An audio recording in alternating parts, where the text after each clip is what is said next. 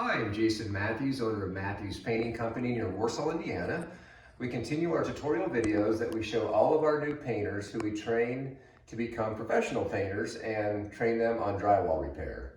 I will admit I'm not a professional drywall repair guy like some of the drywall companies, so I know some of you will laugh at me at home.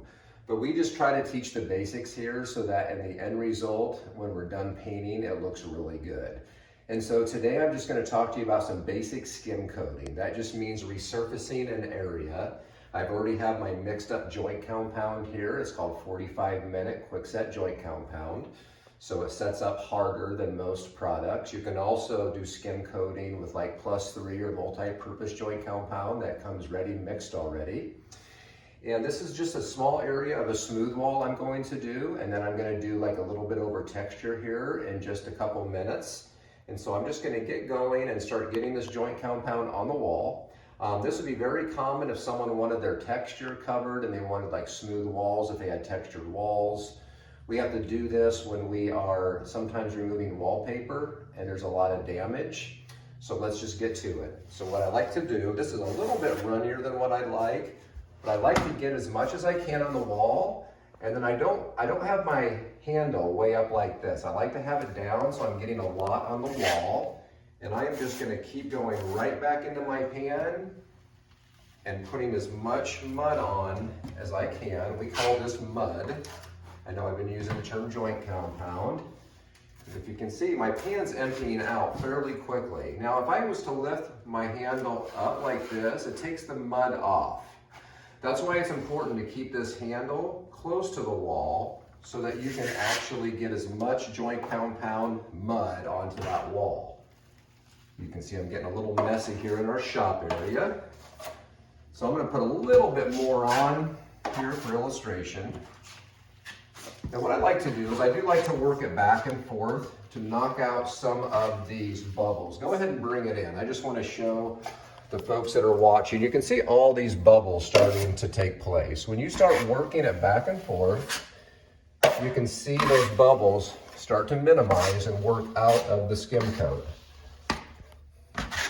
And if that's a good angle for the camera, you can stay there, but I do want to start pointing out something. Now what I'm going to start doing is when I want to start removing some mud, I want to come right back into my pan like this, so I can start removing some of this joint compound, because now I do not need it on that thick.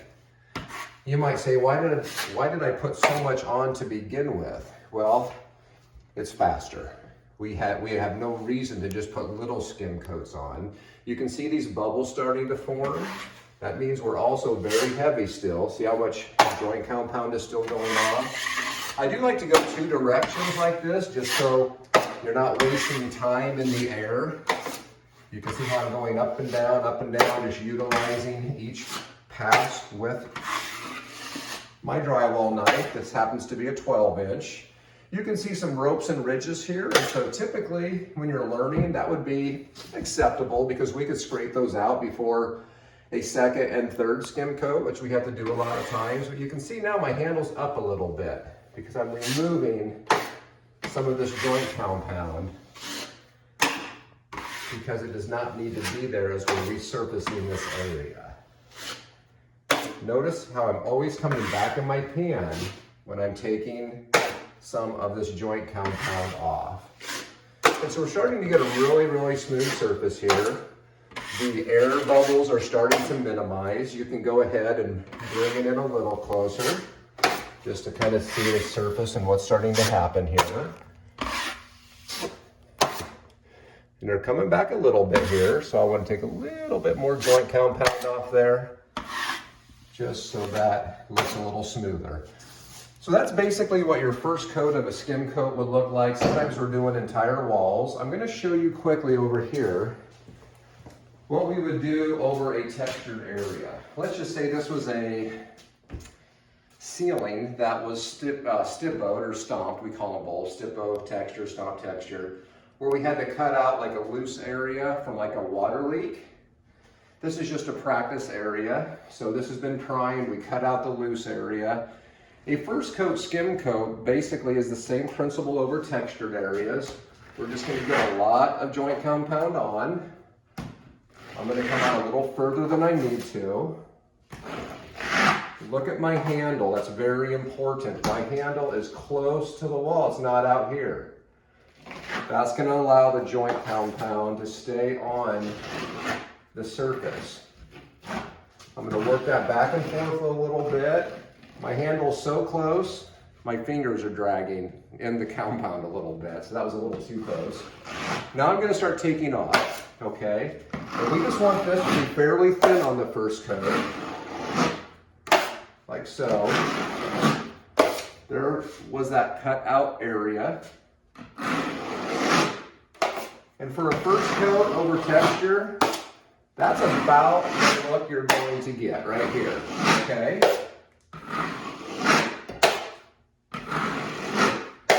And then we'll scrape that after it's dry and do a third coat. Down here we have an example of a first coat that has already dried over texture. So this area here that I just did over a textured area will look like this when it dries. I'm now going to show you an example of a second coat over a textured wall or ceiling. We put as much mud as we can on the surface within reason. Remember what I said at the beginning of the video.